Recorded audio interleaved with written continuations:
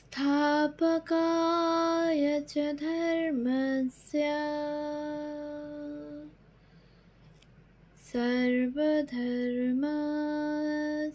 सर्वधर्मस्वरूपिणे अवतारवरिष्ठाय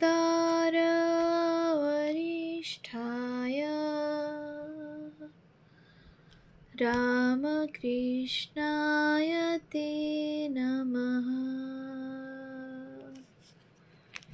শ্রী শ্রী রামকৃষ্ণ কথামৃত দ্বিতীয় খণ্ড।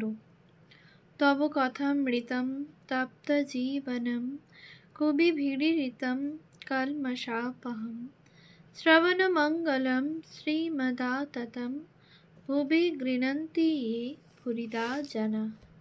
শ্রীমদ্ভাগবত গোপী গীতা, পৃষ্ঠা সংখ্যা 1049। কাশীপুর বাগানে ভক্ত সঙ্গে ঠাকুর শ্রীরামকৃষ্ণ। ঊনবিংশ পরিচ্ছেদ। রাখাল, শশী, মাস্টার, নরেন্দ্র, ভবনাথ, সুরেন্দ্র, রাজেন্দ্র, ডাক্তার। কাশীপুরের বাগান। রাখাল, শশী ও মাস্টার সন্ধ্যার সময় উদ্যানপথে পাদচারণ করিতেছেন। ঠাকুর শ্রীরামকৃষ্ণ পীড়িত, বাগানে চিকিৎসা করাইতে আসিয়াছেন। তিনি উপরে দ্বিতলের ঘরে আছেন, ভক্তেরা তাহার সেবা করিতেছেন। আজ বৃহস্পতিবার 22 এপ্রিল 1886 খ্রিস্টাব্দ, গুড ফ্রাইডের পূর্বদিন। মাস্টার, তিনি তো গুণাতীত বালক। শশী ও রাখাল। ঠাকুর বলেছেন তার ওই অবস্থা। রাখাল, যেমন একটা টাওয়ার, সেখানে বসে সব খবর পাওয়া যায়, দেখতে পাওয়া যায়, কিন্তু কেউ যেতে পারে না, কেউ নাগাল পায় না। মাস্টার, ইনি বলেছেন এ অবস্থায় সর্বদা ঈশ্বর দর্শন হতে পারে। বিষয় রস নাই, তাই শুষ্ক কাঠ শীঘ্র ধরে যায়। শশী, বুদ্ধি কত রকম চারুকে বলছিলেন, যে বুদ্ধিতে ভগবান লাভ হয় সেই ঠিক বুদ্ধি। যে বুদ্ধিতে টাকা হয়, বাড়ি হয়, ডেপুটির কর্ম হয়, উকিল হয়, সেই বুদ্ধি চিঁড়ে ভেজা বুদ্ধি। সে বুদ্ধিতে জলো দইয়ের মতো চিঁড়েটা ভেজে মাত্র, শুকো দইয়ের মতো উঁচু দরের দই নয়। যে বুদ্ধিতে ভগবান লাভ হয় সেই বুদ্ধি শুকো দইয়ের মতো উৎকৃষ্ট দই। মাস্টার, আহা কি কথা! শশী, কালই তপস্বী ঠাকুরের কাছে বলছিলেন কি হবে আনন্দ। ভিলদের তো আনন্দ আছে, অসভ্য হো হো নাচছে গাইছে। রাখাল, উনি বললেন সে কি, ব্রহ্মানন্দ আর বিষয়ানন্দ এক। জীবেরা বিষয়ানন্দ নিয়ে আছে, বিষয়াসক্তি সব না গেলে ব্রহ্মানন্দ হয় না। একদিকে টাকার আনন্দ, ইন্দ্রিয় সুখের আনন্দ, আর একদিকে ঈশ্বরকে পেয়ে আনন্দ। এই দুই কখনো সমান হতে পারে? ঋষিরা এই ব্রহ্মানন্দ ভোগ করেছিলেন। মাস্টার, কালী এখন বুদ্ধদেবকে চিন্তা করেন কি না, তাই সব আনন্দের পারের কথা বলছেন। রাখাল, তার কাছেও বুদ্ধদেবের কথা তুলেছিল। পরমহংসদেব বললেন বুদ্ধদেব অবতার, তাঁর সঙ্গে কি ধরা, বড় ঘরের বড় কথা। কালী বলেছিল তার শক্তি তো সব, সেই শক্তিতেই ঈশ্বরের আনন্দ, আর সেই শক্তিতেই তো বিষয়ানন্দ হয়। মাস্টার, ইনি কি বললেন? রাখাল, ইনি বললেন সে কি, সন্তান উৎপাদনের শক্তি আর ঈশ্বর লাভের শক্তি কি এক?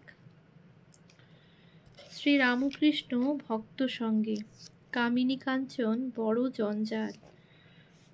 বাগানের সেই দোতলার হল ঘরে ঠাকুর শ্রীরামকৃষ্ণ ভক্ত সঙ্গে বসিয়া আছেন। শরীর উত্তরোত্তর অসুস্থ হইতেছে। আজ আবার ডাক্তার মহেন্দ্র সরকার ও ডাক্তার রাজেন্দ্র দত্ত দেখিতে আসিয়াছেন, যদি চিকিৎসার দ্বারা কোনো উপকার হয়।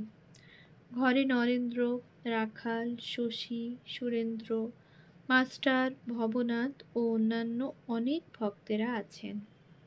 বাগানটি পাকপাড়ার বাবুদের, ভাড়া দিতে হয় প্রায় ৬০-৬৫ টাকা।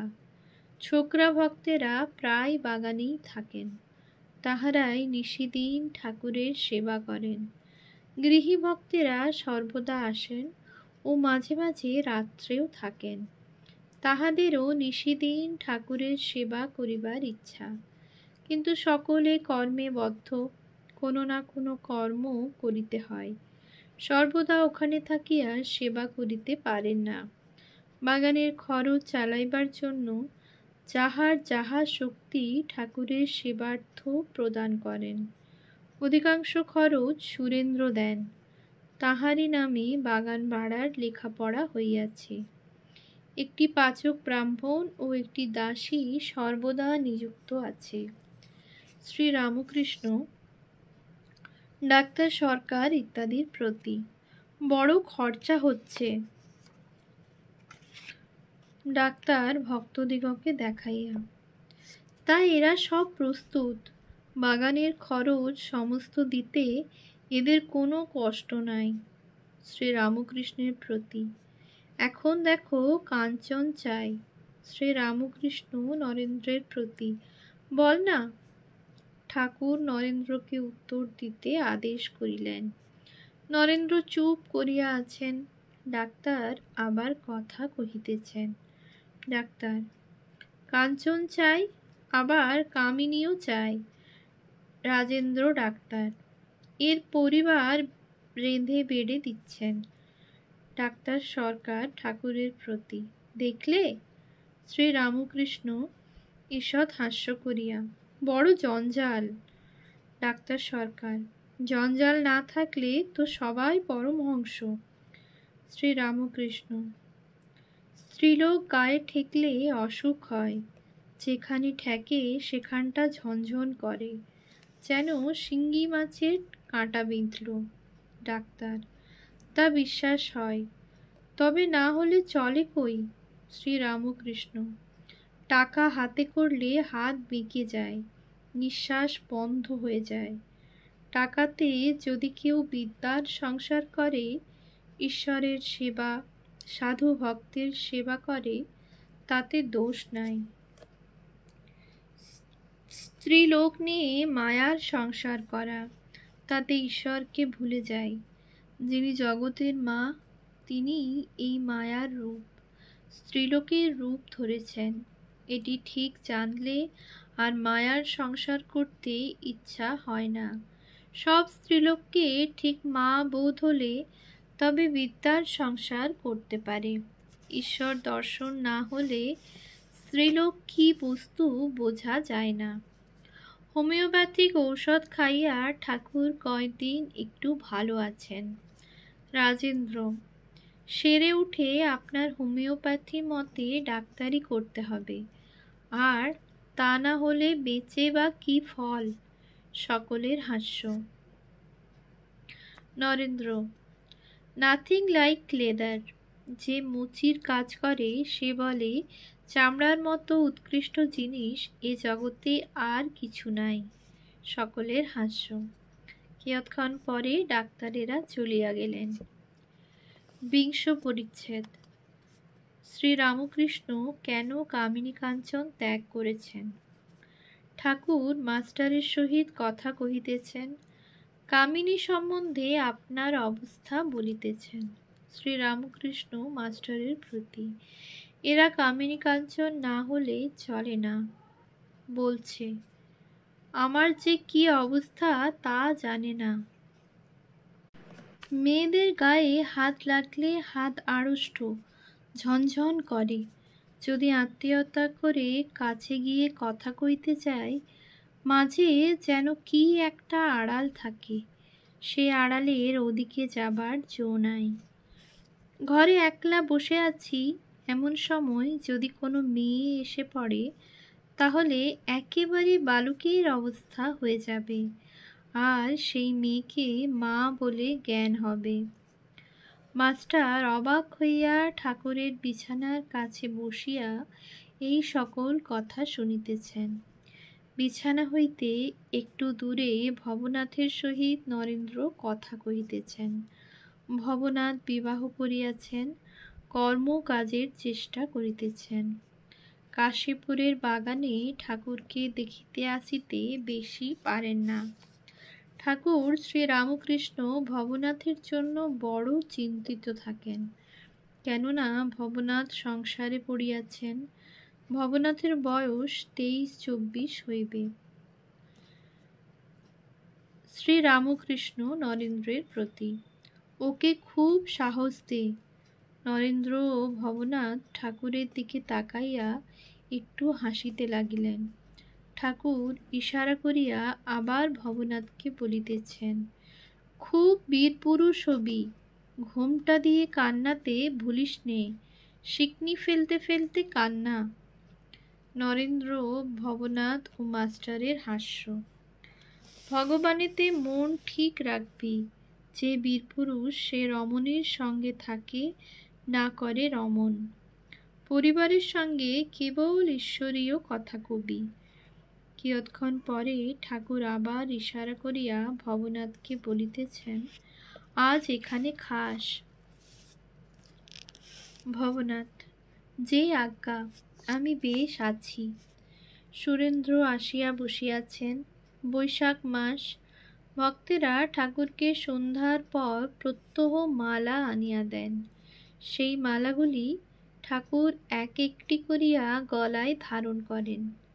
সুরেন্দ্র নিঃশব্দে বসিয়া আছেন। ঠাকুর প্রসন্ন হইয়া তাহাকে 2 গাছি মালা দিলেন। সুরেন্দ্রও ঠাকুরকে প্রণাম করিয়া সেই মালা মস্তকে ধারণ করিয়া গলায় পরিলেন। সকলেই চুপ করিয়া বসিয়া আছেন ও ঠাকুরকে দেখিতেছেন। এইবার সুরেন্দ্র ঠাকুরকে প্রণাম করিয়া দণ্ডায়মান হইলেন। তিনি বিদায় গ্রহণ করিবেন। যাইবার সময় ভবনাথকে ডাকিয়া বলিলেন, খসখসের পর্দা টাঙিয়ে দিও, বড় গ্রীষ্ম পড়িয়াছে। ঠাকুরের উপরের হলঘর দিনের বেলায় বড় গরম হয়, তাই সুরেন্দ্র খসখসের পর্দা করিয়া আনিয়াছেন। ওম শান্তি শান্তি শান্তি। হরি ওম তৎসৎ। শ্রীরামকৃষ্ণার্পণমস্তু।